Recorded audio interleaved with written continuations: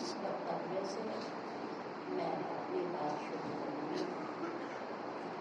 उन्होंने संस्कृत के श्लोक में कहा, जिसका हिंदी रूपांतर है कि अज्ञान जन्य काम, क्रोध, लोभ, मोह, भय, शोक, अस्मिता, राग, द्वेष, अभिनिवेश, ये जितने भी विकार हैं, यदि साधक स्व का पुरुषार्थ ना करे तो करोड़ों साल भी गुजर जाएं, तब भी केवल ज्ञान से आत्मज्ञान की परिपक्वता नहीं हो सकती। गुरु ज्ञान तो देते हैं, पर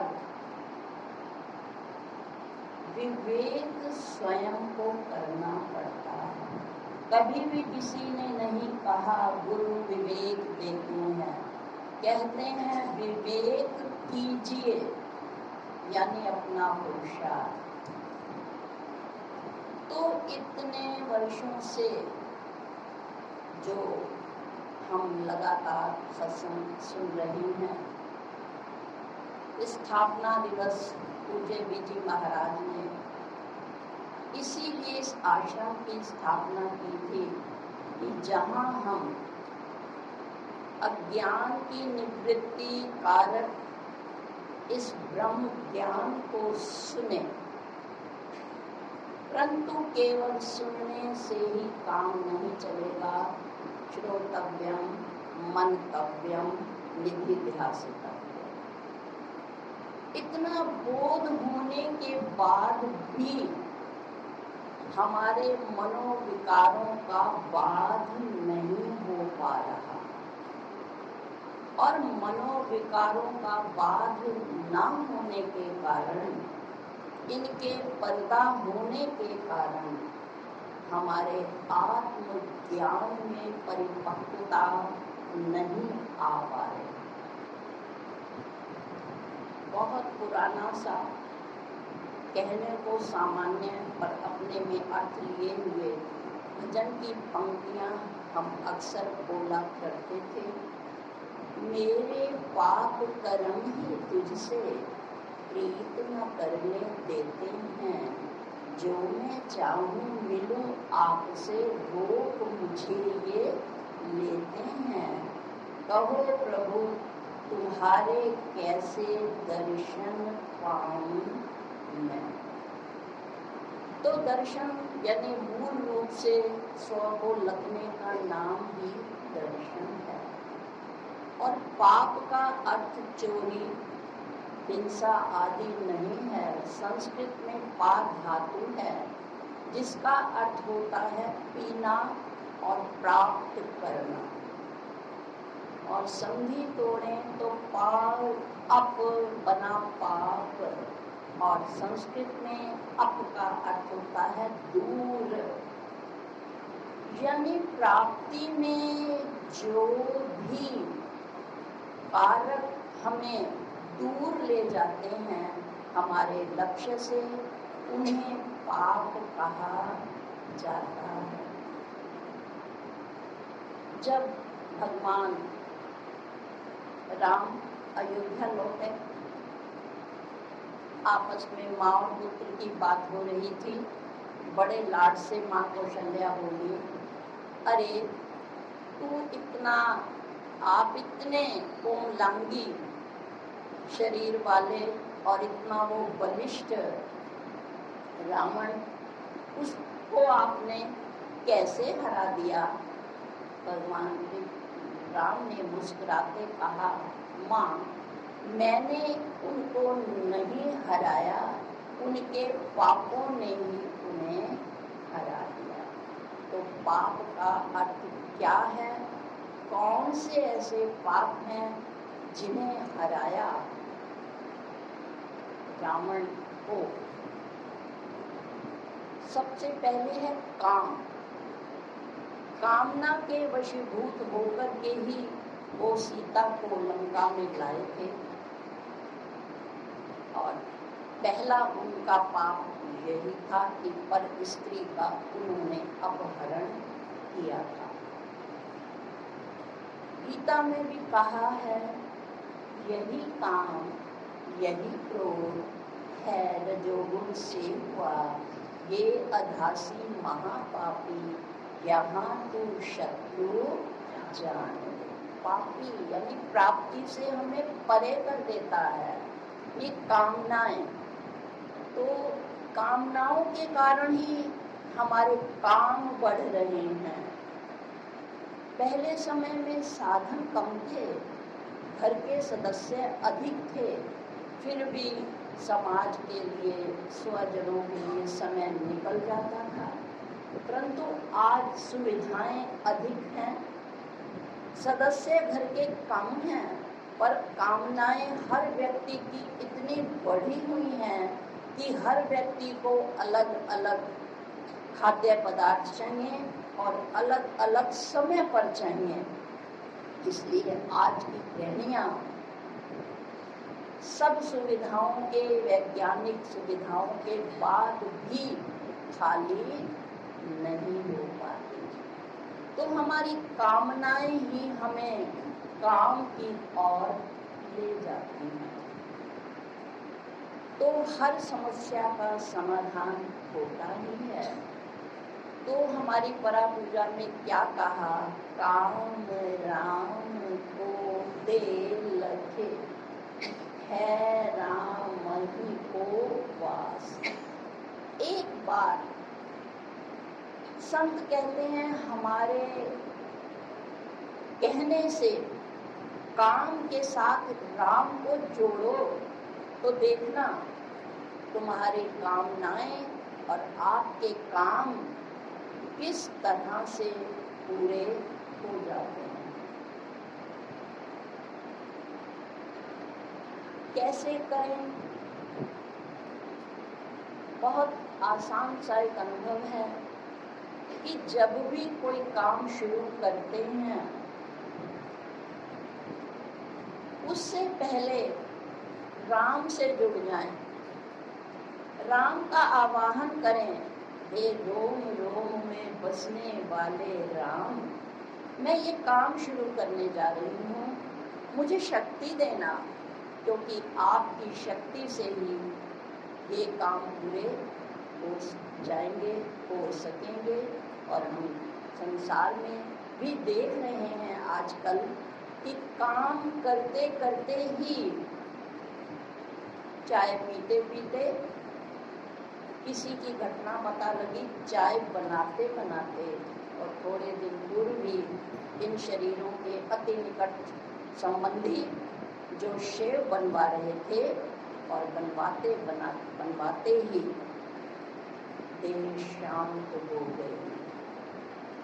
तो कुछ पता नहीं कि जिस काम को लेकर हम जा रहे हैं वो पूरा होगा या नहीं। क्या पता वो किस क्षण गैस की तरह अपनी सत्ता खींच ले। तो इसलिए जब भी कोई काम शुरू करते हैं तो राम से प्रार्थना करें, अरे रोम रोम में तेरी शक्ति है, तो मुझे शक्ति देना, मैं इस काम को पूरा कर सकूं। और जब काम पूरा हो जाए तो उसको धन्यवाद देना कि अगर तुमने शक्ति ना दी होती तो शायद बीच में कोई ऐसा कारण बन जाता कि मेरा ये सांसारिक कार्य पूरा हो जाता। इसी तरह दुकानों पर भी जब ग्राहक आते हैं, जैसे ही ग्राहक प्रवेश करते हैं, मालिक चंचल हो उठता है, इसको ये दिखाना होगा, पता नहीं कौन सी प्रवृत्ति का ये ग्राहक होगा, माल निकलवाएगा, लेगा नहीं लेगा।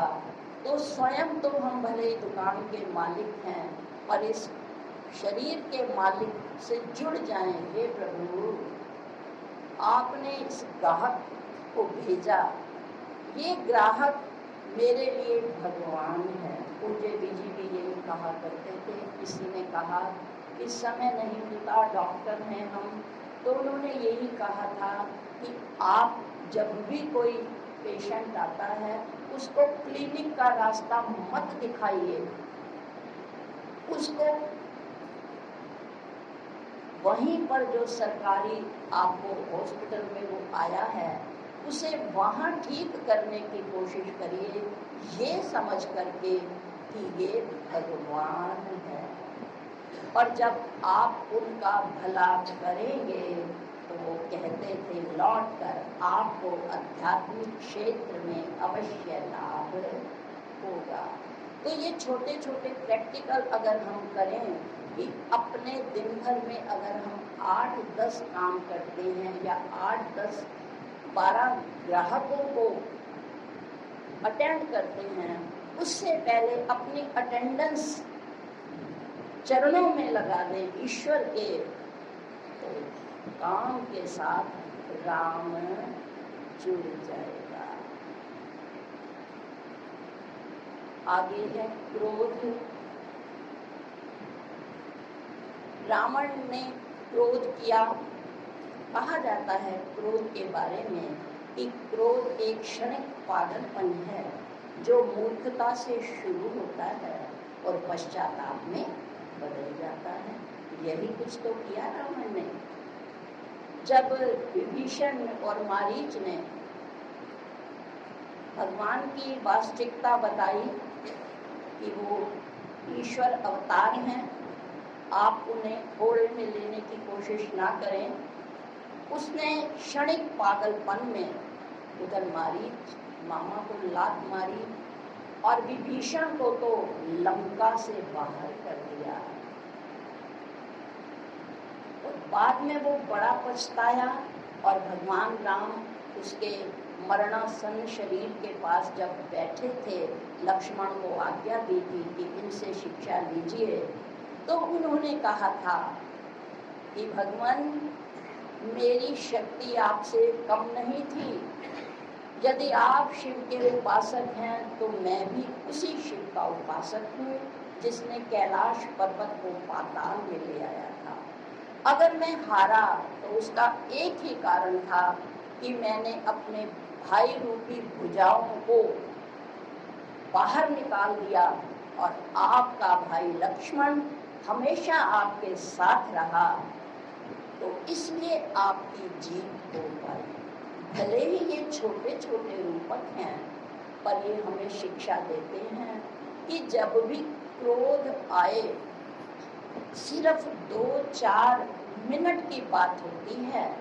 उस संत की तरह जिसने कहा था यदि आप क्रोध से बचना चाहते हो, परस्पर जब भी संघर्ष हो, ये दवाई थोड़ी देर मुंह में डाल लेना।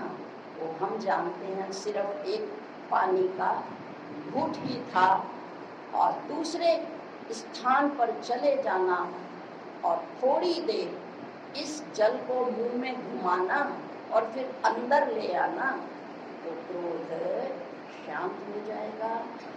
तो ये छोटा सा उदाहरण हमें बताता है कि जिस समय हमें क्रोध आए तुरंत हम स्थान परिवर्तन करें और क्षण भर के लिए उसको सहन कर जाएं, तो सह सह कर शक्ति बढ़ती है, कह कह कर शक्ति घटती है। ये हैं हमें मनोविकारों को दूर करने के उपाय, क्योंकि जब तक मनोविकार दूर नहीं होंगे हम आधार तक पहुंच ही नहीं पाएंगे। तो जीवन में जब प्रतिकूलताएं आती हैं तो हम शोकाकुल हो जाते हैं और सब कुछ भूल जाते हैं, केवल याद रहता है तो एक शोक। उस समय क्या करें?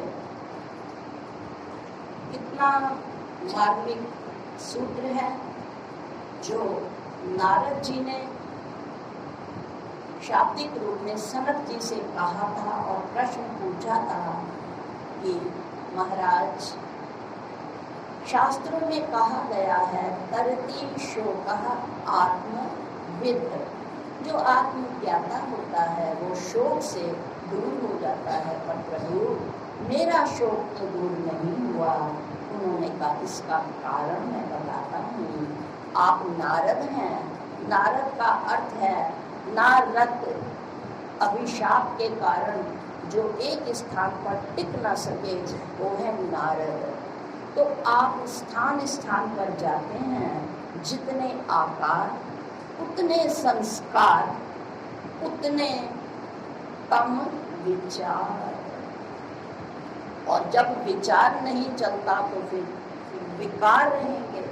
तो अधिक अधिक आकारों से दूर रहें। उन आकारों के संस्कार हमारे चित्त में पड़ते ही हैं और फिर उस व्यक्ति को देखकर कुछ ना कुछ विकार आ ही जाता है। तो जहाँ तक हो सके अपने कम से कम समय थोड़ा तो निकालें। तो तरति शोके आत्मविद, जितना जितना आप अंतर्मुख होते जाएंगे और शौक पैदा करें।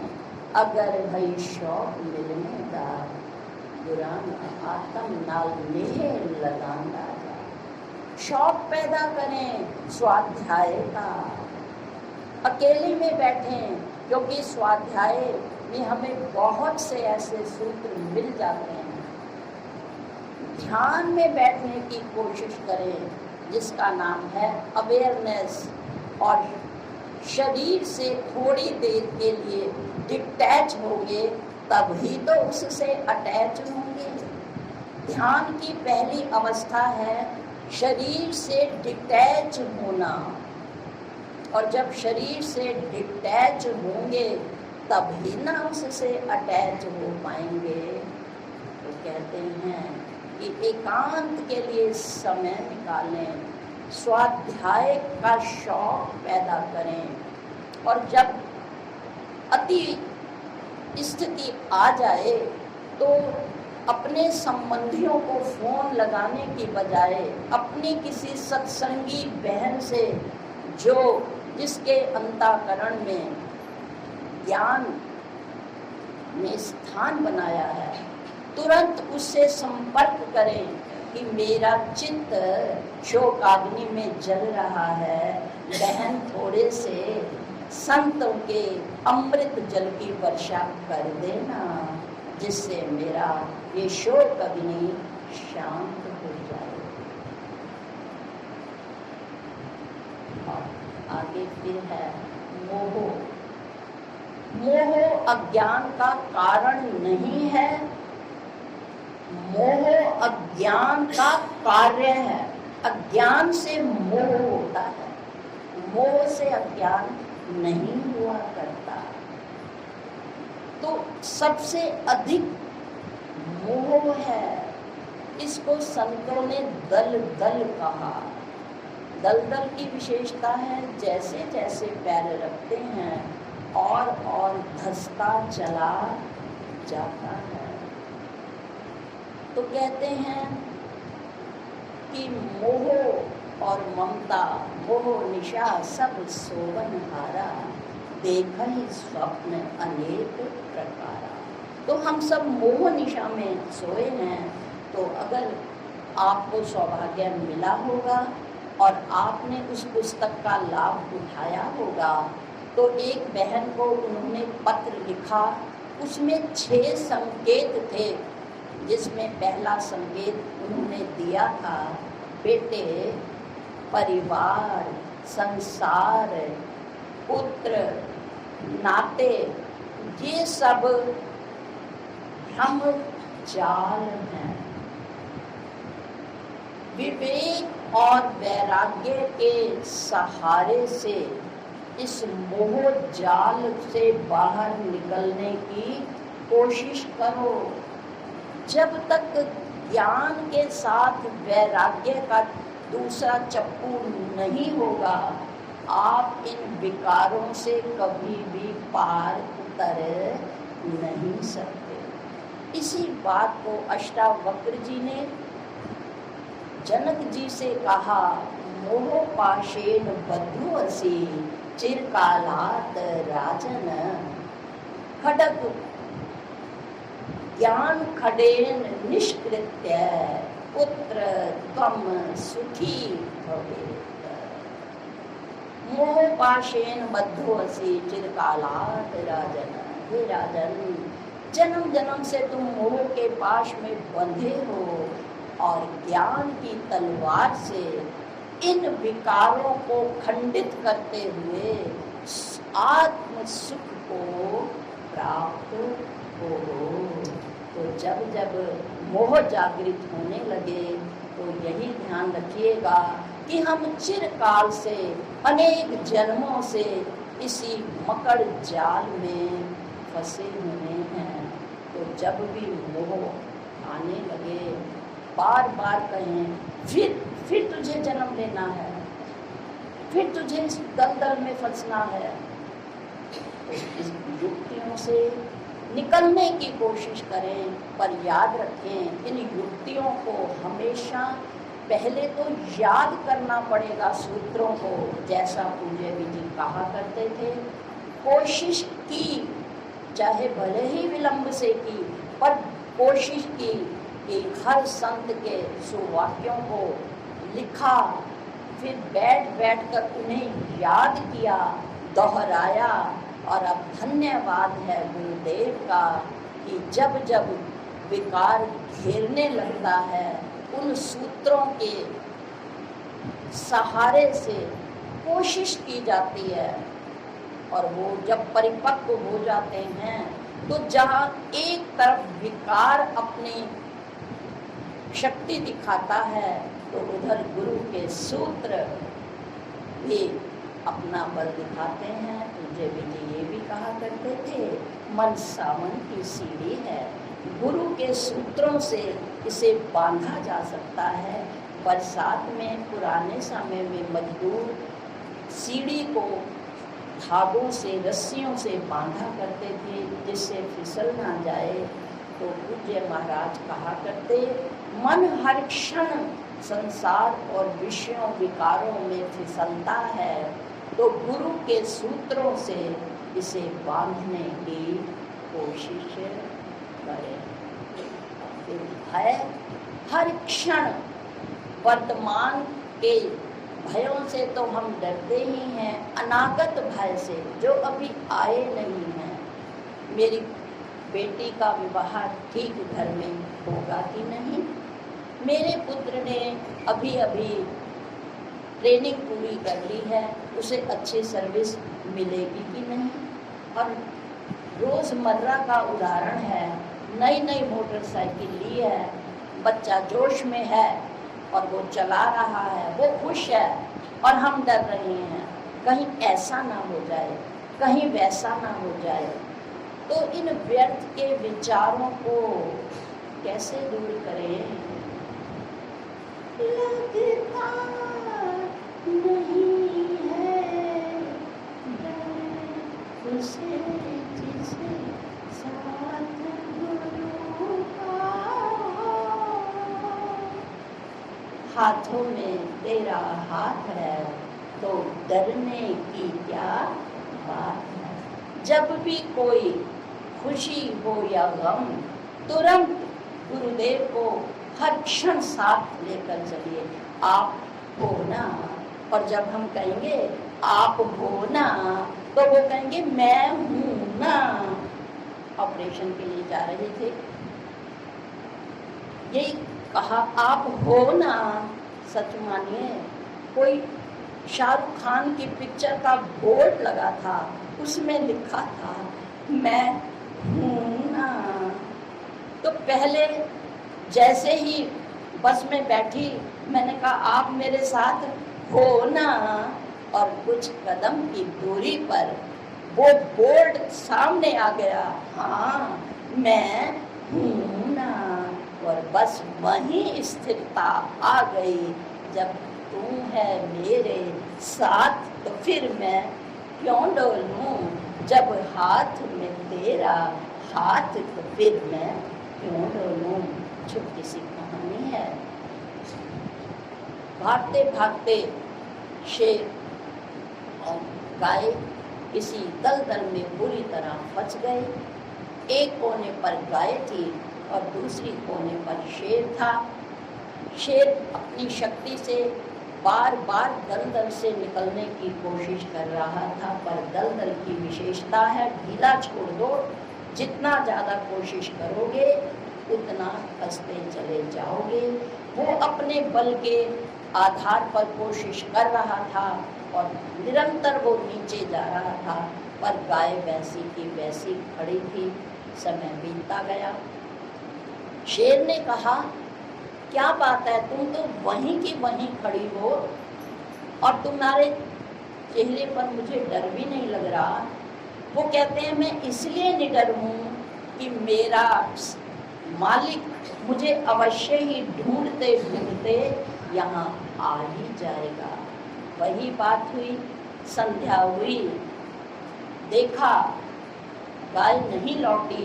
कुछ ग्रामीणों को साथ लेकर वो आवाजें लगा रहा, नंदिनी ओ नंदिनी, और नंदिनी ने जोर से रंभाना शुरू किया। शेर दलदल में फंस चुका था और गाय इतनी दलदल में नहीं फंसी थी। उसे विश्वास था कि मैं कोशिश अपने हाथ पैर ना मारूं, मेरा मालिक आएगा, मुझे ले जाएगा। और दृढ़ आत्मा विजयन्ते संशयात्मा विनश्यति।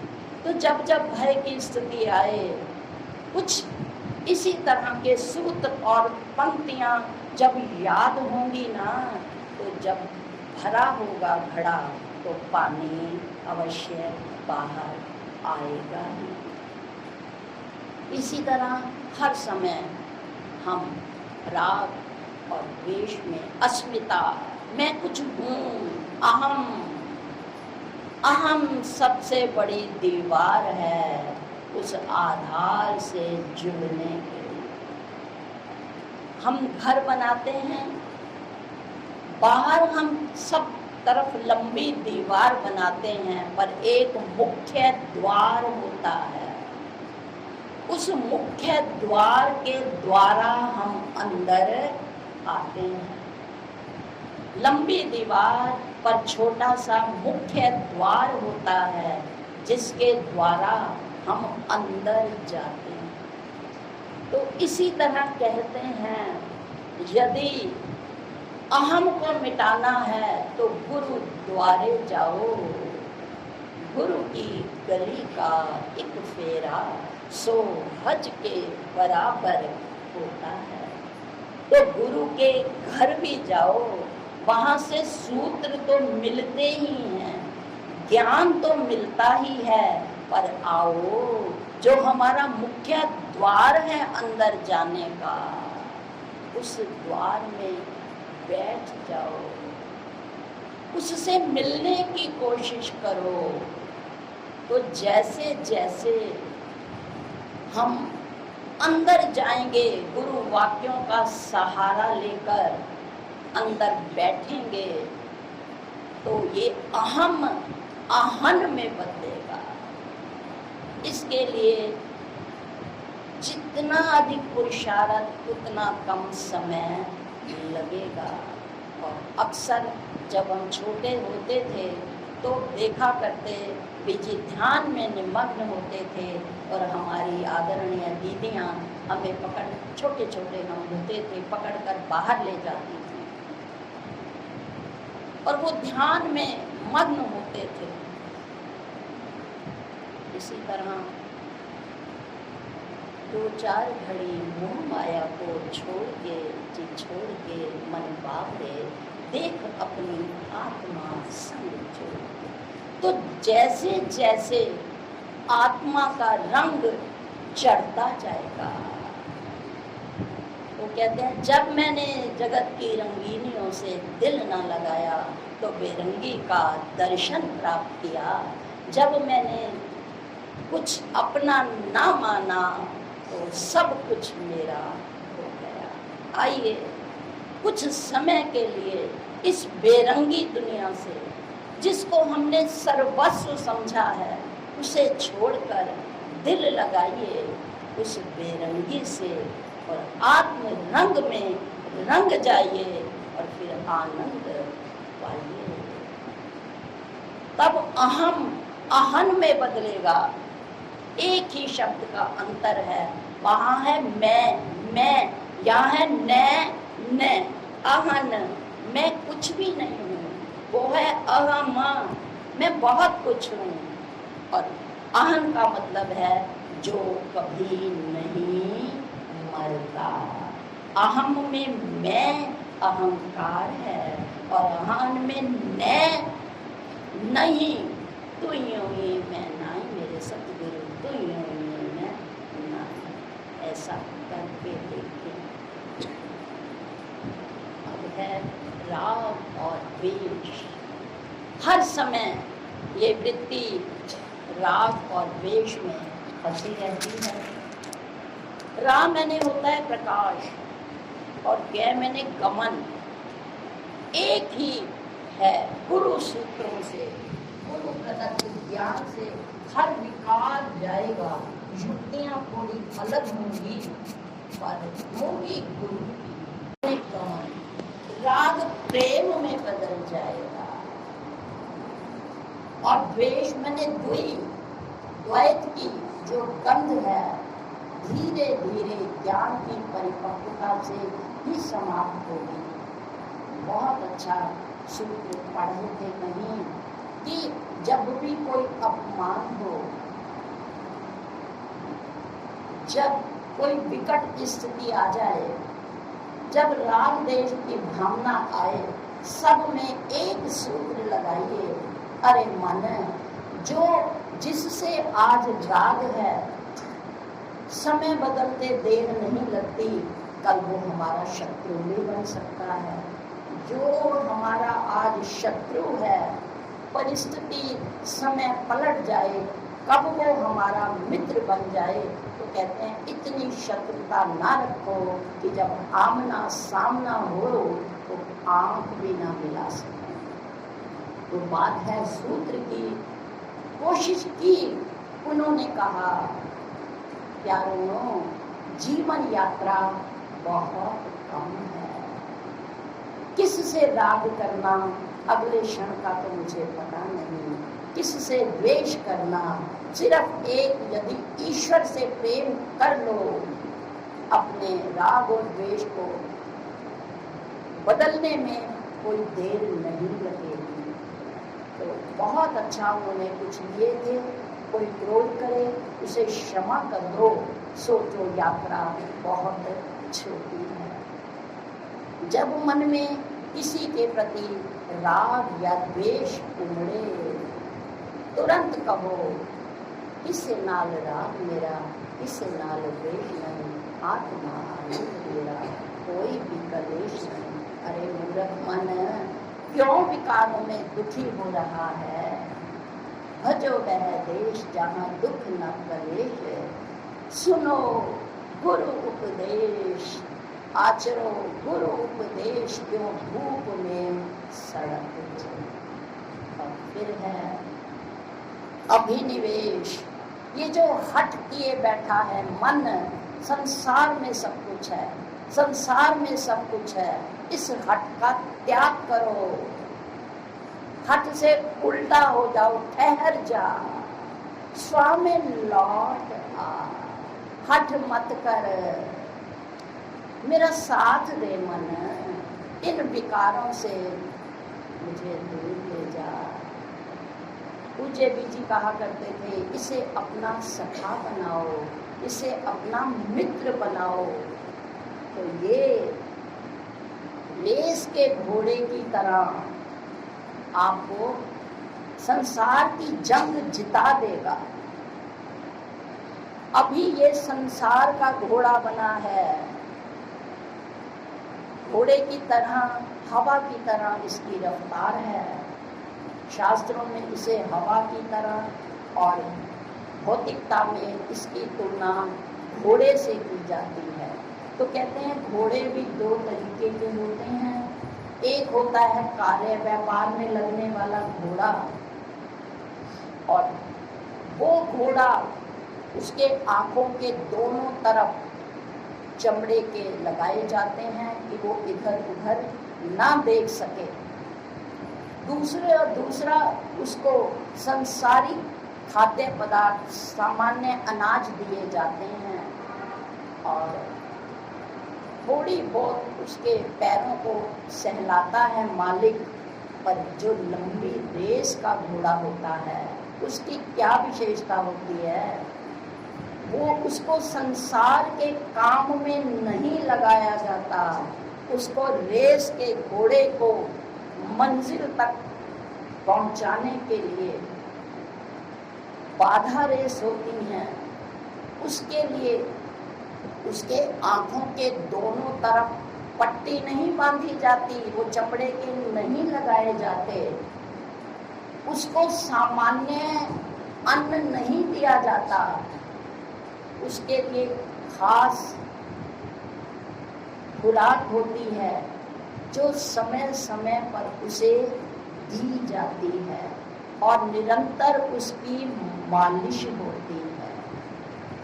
उससे संसार का काम नहीं लिया जाता। तो आइए इस मन को रेस का घोड़ा बनाएं, ये अपनी मंजिल तक इन मनोविकारों की बाधाओं को पार कर सके। इसके लिए क्या करें? घोड़े की जैसे मालिश होती है ना, मालिश तेल से होती है। तेल को संस्कृत में स्निग्ध और स्नेह कहते हैं। तो कहते हैं गुरा नल नेह लगांदा जा। अपने मन को किससे मलें? गुरु प्रेम से। गुरु के प्रति प्रेम की भावना लाएं और हर समय प्रार्थना करें, पुकार करें, गुरुदेव मुझे ज्ञान की तो बात की बात है, मुझे प्रेम की बख्शिश दो। ये इतना कुछ होने के बाद भी, आपसे मिलने के बाद भी इसे प्रियता क्यों नहीं आ रही? क्योंकि हम इसको वो खुराक दे ही नहीं रहे जो हमें मिली है। हम अभी भी इसके संसार का अन्न दे रहे हैं, हम अभी भी अन्य में बैठे हैं, अन्न पर बैठे हैं। तो यदि हमें अपनी मंजिल पर पहुंचना है और बाधाओं को दूर करना है, तो क्या कहा भगवान कृष्ण ने गीता के 10वें अध्याय में? चित्त से प्रेम से मिलकर बोध जो करे, संतोष में सदा रहे, गाँव में गुण रमा करे। मेरे में रमण कैसे होगा? आत्मा में इसकी प्रियता कैसे होगी? तो कहते हैं पहले चित्त को मुझ में लगाओ। तुम मुझको गुरु आंगन दे दो, मैं अमृत की वर्षा कर दूं। अपना चित्त जो रंग बिरंगे संसार के व्यर्थ के संकल्पों से रंगा है, रब को मिलना है तो इन संस्कारों को रब कर दें। और फिर इस चित्त में नए गुरु प्रेम के रंगों से रंग दें। तो जब भगवान ने कहा है उनका कल्याण करने को, बुद्धि में स्थित बैठ के तेजस्वी ज्ञान ज्योति से करता हूँ भ्रम दूर में, तो पहले चित्त दे और अगर प्रेम करे। और बीजी महाराज कहते थे आप जीव भाव तक आओ, ब्रह्म भाव में हम ले जाएंगे। और यही बात कह रहे हैं भगवान कृष्ण, बस तू अपना रखना मन मेरे में, अपना मन मुझे दे दे तो फिर देख। इसलिए कहते हैं कि प्रेम तक तुम पहुंच जाओ। आगे भगवान कहते हैं बैठ के स्थित बुद्धि में स्थित होके मैं तेजस्वी ज्ञान ज्योति से। आपका ये जो ज्ञान है ना, ये तेजस्वी नहीं है, मंद लो है। और मंद लो में बड़े काम नहीं हुआ करते, सिलाइयाँ नहीं हुआ करती, उधेड़ नहीं सकते। कहते हैं कि सुबह उधेड़ूंगी, सिलाई बड़ी बारीक है। इसी तरह ये जो सूक्ष्म विकार हैं ये कब निकलेंगे? जब प्रेम कर लेंगे। प्रेम कर ले सतगुरु से आज। तो आज यही विचार आ रहा था कि सुनाने से पहले मन तू भी तो सुन ले, कब तक संसार का घोड़ा बना रहेगा। तो यही है कि 29 तारीख का सूत्र हम सब पढ़ते हैं, हमारा सौभाग्य है। अपने आप को खोए बिना किसने उस परमेश्वर को जाना है जो सत चित्त और आनंद रूप है। तो जो हम हर समय संसारात्मक वृत्तियों में खोए रहते हैं, उन संसारात्मक वृत्तियों से हटें। और जो गुरुदेव इतने वर्षों से उन्होंने तो प्रयत्न किया, साधुवाद है जो उनके वाहक बनकर हम तक इस विद्या को पहुंचा रहे हैं। तो अंत में इन शब्दों के साथ जो हम दशहरा है ना, जब ये 10 पर हरण होगा तब होगी विजयादशमी। तो इसे पहले कहते थे दशहरा। अरे इन 10 वृत्तियों का, विकारों का जब हरण करेंगे ना, तो फिर विजय दशमी होगी कि आज विजय हो गई।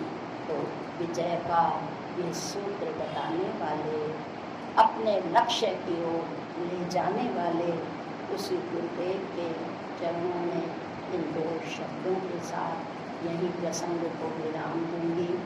क्या गुरु के मीठे प्रेम की निशानी, गुरु के मीठे प्रेम की निशानी, गुरु कृपा से स्वाद की पहचान की, मीठे मीठे बात अंतःकरण में घोल लो, मीठे मीठे बातों को अंतःकरण भिगो लो। चल सखी अपने देश को, चल सखी अपने देश चले,